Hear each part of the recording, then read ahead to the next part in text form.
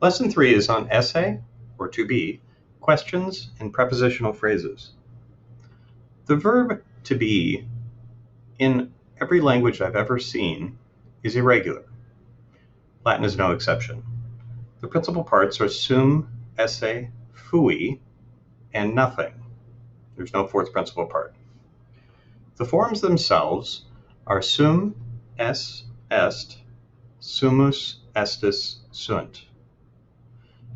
Now you may remember that the first person ending is either o or m, and we'll see this m a little later, but here you have it as well. Second person is s, and then t in the third, in the first plural mus, tis, and nt. So the endings here are not irregular. What is irregular are the euphonic changes that have happened in the root. We could explain them here, but they won't help you when it comes to memorizing, so there's no point. When it really comes down to it, this is the most common verb in the entire language and in most languages, and you simply have to memorize this and know this cold, expect to see it in virtually every single sentence. Sum es est, sumus estis sunt. Principal parts are sum, esse, fui. Translation is straightforward. First person is I am. Second is you are. Third is he, she, or it is. First plural is we are. Second plural, you are. And third plural, they are. Sum es est, sumus estis sunt. Prepositional phrases. Prepositional phrases are comprised of a preposition, which is an indeclinable location word, like in English under, and an object of the preposition used with either the accusative or the ablative case only. There are approximately 45 prepositions in Latin. Here are the ones that take an accusative noun. Ante apud ad adversus, circum circa citra quis, erga contra intra extra, infra intra juxta ob, penis pone postem praeter, propter propter per secundum, supra versus ultra trans. Now, you could absolutely memorize this list of 30 verbs, 30 prepositions that take the accusative case. You probably use, at best, on a good day, only 10% of your brain's power. And even if you're learning 3 or 4 different languages at the same time, you could still do this. However, let's go back to the definition of preposition. The object of the preposition is used with either an accusative or an ablative case noun only. Well, there you just had a list of 30. That means there's only 15 that take the ablative. If we learn the ablative ones, we won't have to memorize the accusative ones because everything on the ablative list, or not on the ablative list, we must assume will be taking the accusative. So let's just learn the ablative list. Here they are. Abababs with kumende, coram pro with ex or a, palam sine also prae, in and sub go either way.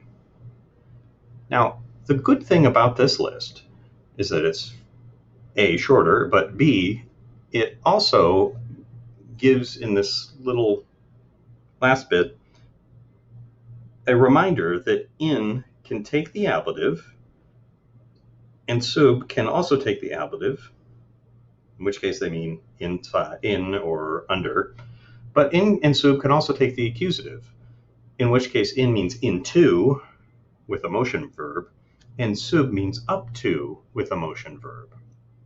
In and sub go either way. Anything not on this list takes the accusative case. But here's the other reason why you want to learn this list. It's a simple nursery rhyme. Abababs with kumende, coram pro with ex or a, palam sine also prae, in and sub go either way. Memorize this list and assume that anything not on that list takes the accusative case.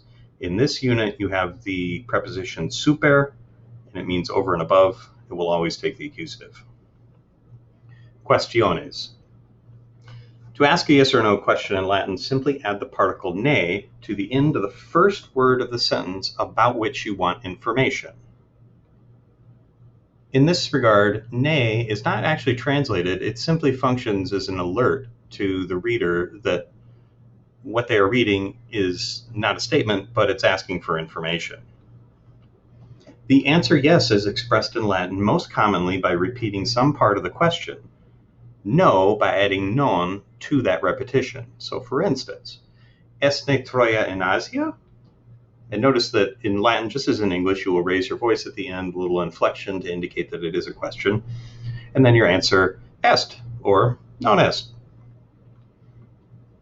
Other no replies include non, non ita, and minime. Non is a simple no.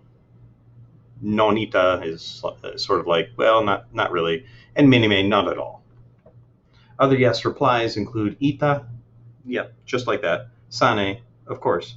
And ita vero, absolutely. If the question does not require a yes-no answer, it's introduced by a different word without ne, such as quo, where to, or unde, from where. We have three specific case uses in this unit. One of them you've actually already had, the ablative of place where, although only with in. Now they're telling you that sub also is used in the ablative of place where. So this expresses where something exists without movement or answers where at. It tends to go with the verb esse, or to be. Sum est est, sumus est sunt. Sum esse fui. Troia est in Europa. Est Gaza sub terra. Gaza means treasure. Nobody really ever has a problem with the ablative of place where. The only tricky thing here is that you have to remember that when you see the ablative, in does not mean into, and sub does not mean up to. They mean in and underneath. The accusative of place to which will use the prepositions ad, sub, and in, plus the accusative. In this case, in will change its meaning slightly to mean into. This expresses motion to or answers where to. So for instance, ambulasne ad urbem Troiam, in Troiam. Notice here the answer is not really a no, it's just a clarification. The person asking the question wanted to know, are you walking up to the city Troy? And the person answering replies, into Troy. Okay. The answer, I guess, is yes, because they are walking, but the person is saying simply, well, I'm going inside of Troy. I'm not just going up to the gate. Quo navigas? Sub Romam, right? So up to Rome. Where are you sailing? Up to Rome. That's the accusative of place to which. You need to have a verb of motion. So far this means the verbs ambulo, ambulare, and I believe only navigo, navigare. The ablative of place from which starts with x or a or ab, and de plus the ablative. Now you'll use x when the word that follows starts with a vowel. The x there is something of a buffer. You'll use a when the word that follows starts with a consonant. Same goes with a or ab. You'll use a when what follows is a consonant, and you'll use ab when what follows is a vowel. There are some exceptions, but generally speaking, nobody ever has problems with those. Okay? The ablative of place from which, as it is titled, suggests that you're going to have motion away from, and so you're going to have a verb of motion, ambulo or navigo, and it answers where from. Unde ambulas? From where are you walking? A domo, from home. So a quick summary of terms. A preposition is a non-declinable that expresses location. They are either going to take the ablative case or the accusative case. Learn the list of ablative prepositions and Latin will become much more easy for you. Ababs with cum and de, coram pro with x or a, palum sine also pre, in and sub go either way. Anything not on that list takes the accusative. The object of the preposition is that noun that's in either the accusative case or the ablative case. Together, you get a prepositional phrase. The ablative of place where expresses where something exists. Generally speaking, this is going to be construed with the verb sum, sum est est, sumus est sunt, sum, esse, fui, nothing, and in or sub, plus the ablative case. The accusative of place to which will express motion toward.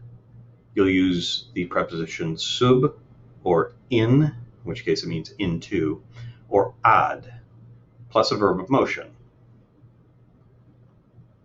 The ablative of place from which you'll construe with a or abs, e or ex, or de, meaning down from.